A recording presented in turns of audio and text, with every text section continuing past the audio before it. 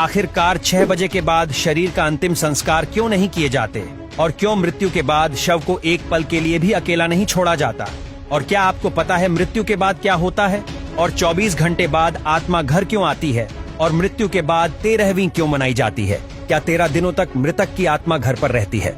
Number 1, one मौत से कुछ घंटे पहले इंसान के पैरों के नीचे से अर्थ सोल चक्र डिस्कनेक्ट हो जाते हैं। मतलब इंसान का धरती से कनेक्शन टूट जाता है और पैर ठंडे पड़ जाते हैं। नंबर 2, मरने के बाद इंसान का उसका संपूर्ण जीवन जन्म से लेकर मृत्यु तक फ्लैशबैक की तरह स्पीड से दिखता है। अकॉर्डिंग टू साइंस से सपना लगभग 7 मिनट का होता है। उसके बाद ब्रेन शट डाउन हो जाता है और अंत में इंसान अपनी सुनने की शक्ति खो देता है, जिसके बाद एशटल पार्ट्स टूट जाता है, जो कि एक तरह से शरीर और आत्मा का कनेक्शन है, जिसके टूटने से आत्मा शरीर से मुक्त हो जाती है। नंबर 3, लंबे समय से शरीर में रहने के कारण वो बॉडी को छोड़ने से मना करती है। वो फिर से बॉडी में प्रवेश करने की काफी कोशिश करती है, लेकिन वो असफल रहती है। जैसे हमारे लिए किसी की मृत्यु को स्वीकार करना मुश्किल होता है, वैसे ही आत्मा भी शरीर की मृत्यु को मानने से इनकार करती है। नंबर 4, शरीर छोड़ने के बाद आत्मा बॉडी के 15 फीट ऊपर हवा में तैर रही होती है। वो अपने परिजनों को रोता हुआ देखती है। उसके बारे में बोले गए शब्दों से किसी शोर की तरह सुनाई देते हैं। नंबर 5, हिंदू ग्रंथों के अनुसार रात के समय अंतिम संस्कार नहीं किया जाता। उसे सूर्य देव की पहली किरण के बाद ही जलाया जाता है। अगर किसी व्यक्ति का अंतिम संस्कार रात को किया जाए तो उसकी आत्मा प्रेत योनि में प्रवेश करती है, जिसके बाद वो सदा के लिए हमारे डायमेंशन यानी कि आयाम में भटकती रहती है। नंबर 6, मृत्यु के बाद शव को एक पल के लिए भी अकेला नहीं छोड़ा जाता। अगर शव को रात भर घर में रखा जाए तो संपूर्ण परिजन रात भर शव को जागते हैं।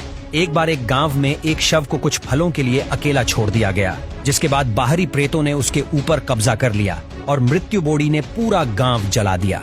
गांव में हनुमान जी का एक मंदिर था। से भरी हुई बॉडी जैसे ही हनुमान जी के मंदिर के सामने से गुजरी, उन आत्माओं ने हनुमान जी की मूर्ति देखी और फिर डर कर उस बॉडी को छोड़ दिया। तब से लेकर आज तक कोई भी डेड बॉडी को अकेले छोड़ने की गलती नहीं करता।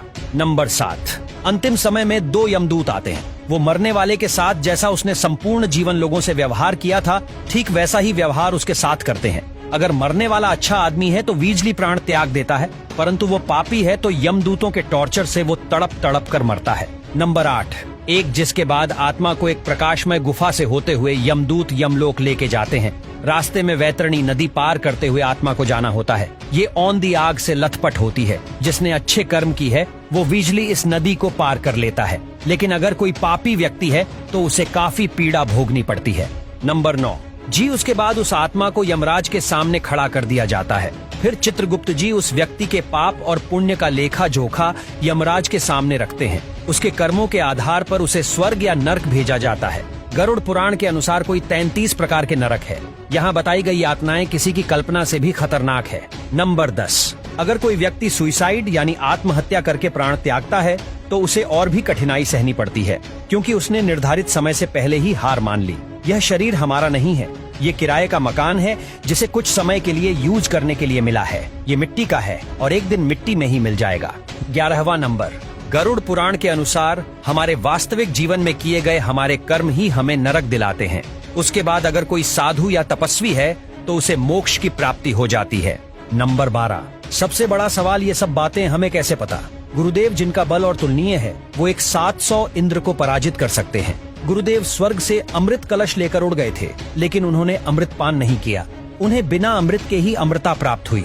ये वर्धन उन्हें स्वयं श्री हरि नारायण ने प्रसन्न होकर दिया था। गरुड़ देव तो अमर है, उन्हें नहीं पता कि मृत्यु के बाद क्या होता है। इसीलिए जिज्ञासावश उन्होंने श्री हरि नारायण से ये प्रश्न पूछा और इसी विज्ञान को हम गरुड़ पुराण के नाम से जानते हैं। भगवत गीता में श्री कृष्ण ने कहा था, आत्मा न तो पैदा होती है और न ही वह मरती है।